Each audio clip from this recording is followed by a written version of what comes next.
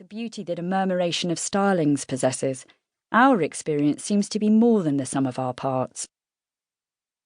From childhood onwards, we have a sense of identity, a kaleidoscope of memories.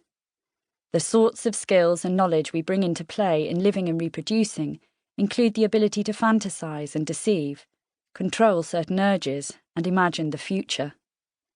Through a blend of senses, emotions, hidden impulses, and intimate narrative, we dream and we anticipate. The human mind is an amazing natural phenomenon.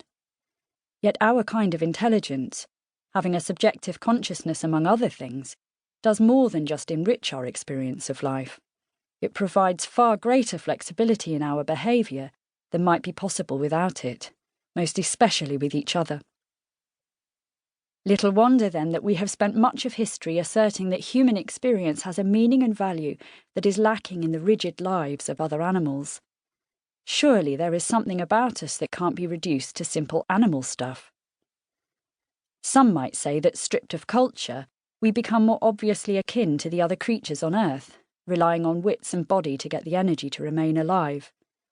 Many works of art have aimed to teach that lesson, needling the imagination with the image of a human at the mercy of the forces of the natural world.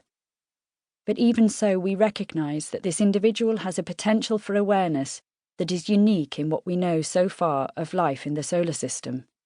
Here we have it, the exhilarating oddness of being something so obviously related to everything around us, and yet so convincingly different.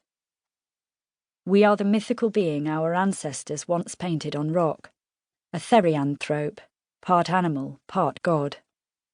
There is the animal body, the bit of us that bleeds and ages, and then there is the exceptional bit that seems to come from our intelligence and self-awareness, our spirit.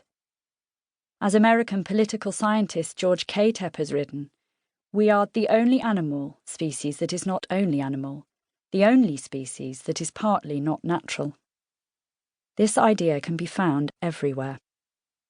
We are animals as we embrace and as our bloodied newborns slide from the bodies of women, but not when we make vows. We are animals as we bite into the flesh of our meal, but not in the workplace. We are animals on the operating table, but not when we speak of justice. This split in the human condition, we are told, has not only saved us from the meaningless lives of other creatures, but forms the basis of the world we inhabit. It has raised us to the highest position in a hierarchy of life. It has left us with the impression that the human world is rich, while the animal world is its pale shadow. And this has opened the way to a worldview in which our flourishing is the ultimate good. It is, of course, perfectly possible to believe that humans are animals with no special origin or meaning, even peculiarly rapacious animals that the world would be better off without. But people rarely behave in accordance with this view. In other words, they usually continue to live as if the human world has meaning and rules of conduct that can be better or worse. Perhaps it ought to end there, yet we remain haunted. Many of our most common beliefs spring from an underlying refusal to accept that we are organic beings. Our kind of awareness has left us uncomfortable with the facts of an animal life. Animals suffer and die according to random events. Being a creature related to everything from an oak tree to a jellyfish brings with it threats like pathogens, injury, physical change, and for us, moral uncertainty. All that we love and value must be tugged out of an untamed landscape. This is both frightening and confusing. From this perspective, being animal is an embarrassment. Worse still, it is a danger. Yet history has given us hope that we are different from the rest of the earthly rabble. What we truly are will save us from the fate of animals.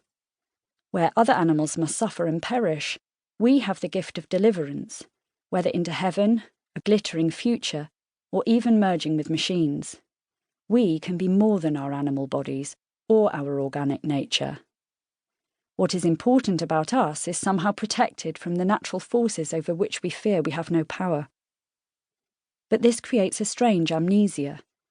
In convincing ourselves that there's a real and radical dividing line between us and all other organisms, we seem an impenetrable mystery.